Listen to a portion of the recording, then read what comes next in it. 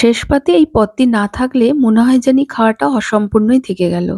নমস্কার বন্ধুরা, সোনালীর কিচেনে সবাইকে স্বাগত। আজকে আপনাদের সাথে শেয়ার করব টমেটোর চাটনি। এর জন্য এখানে ৫ টা টমেটো ভালো করে ধুয়ে নিয়েছি। তারপর ঠিক টমেটোগুলোকে আমরা এইভাবে কেটে নিচ্ছি। সমস্ত টমেটোগুলো আমাদের কাটা হয়ে গেছে। আর এখানে নিয়েছি কিছুটা পরিমাণ কাজু, কিশমিশ, ৬-৭ টার মতো খেজুর ঠিক বীজ ছাড়িয়ে টুকরো করে নিয়েছি। আর এখানে ৭০ গ্রামের মতো আমসত্ত্ব একটু ধুয়ে নিয়ে এরকম ছোট, ছোট টুকরো করে নিলাম। এবার একটা শুকনো খোলায় ১/২ চামচের থেকে একটু বেশি মৌরি, একটা শুকনো লঙ্কা, একটা তেজপাতা আর ১/২ চামচ গোটা জিরে একটু ভেজে নিলাম। ভাজার থেকে একটা মিষ্টি গন্ধ বেরালেই এটাকে একটা পাত্রে তুলে ঠান্ডা করে নিয়ে আমরা গুঁড়ো করে নেব। এবার কড়াইয়ে দিয়ে দিলাম ১.৫ টেবিল চামচ সর্ষের তেল। তেলটা ভালো করে গরম করে নিয়ে ফোড়নে দিলাম ১/২ চা চামচ পাঁচ ফোড়ন আর একটা শুকনো লঙ্কা।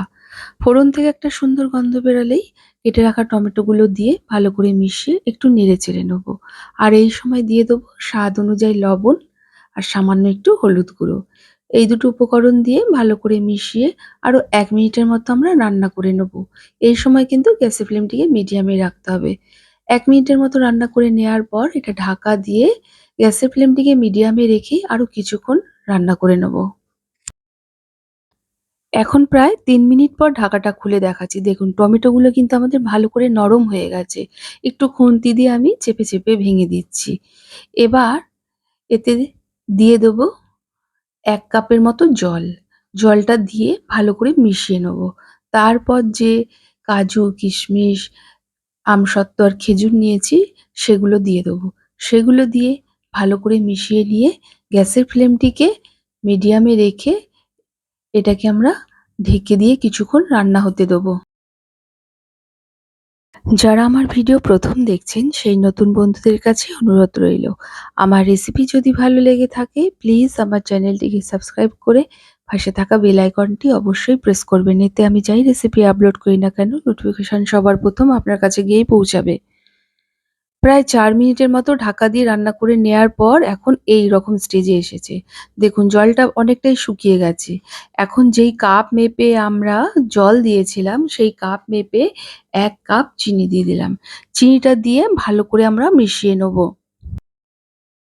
এখানে আমরা প্রায় ২০০ গ্রামের মতো চিনি দিয়েছি।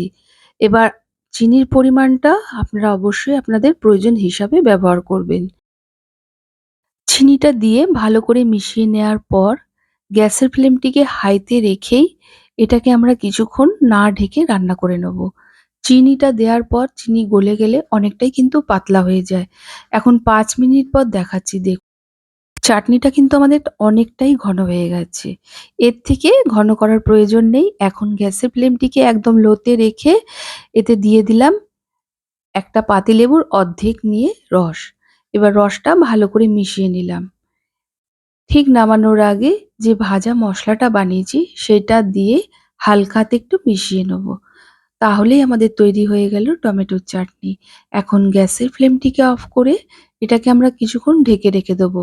ভালোভাবে ঠান্ডা হয়ে গেলে তারপর সার্ভ করব। বন্ধুরা, টমেটোর চাটনি তো সকলের ঘরেই কম বেশি হয়ে থাকে। তবে আমি আজকে যেইভাবে বানালাম একবার এইভাবে বানিয়ে দেখুন। বানিয়ে আমাকে অবশ্যই কমেন্ট করে জানাবেন কেমন লেগেছে। যদি ভালো লেগে থাকে একটা লাইক ও প্রচুর শেয়ার করবেন। যাই হোক আজকের মতো এই পর্যন্ত। আবার হাজির হয়ে যাব নতুন কোনো রেসিপির সাথে। সবাই ভালো থাকুন, সুস্থ থাকুন। ধন্যবাদ।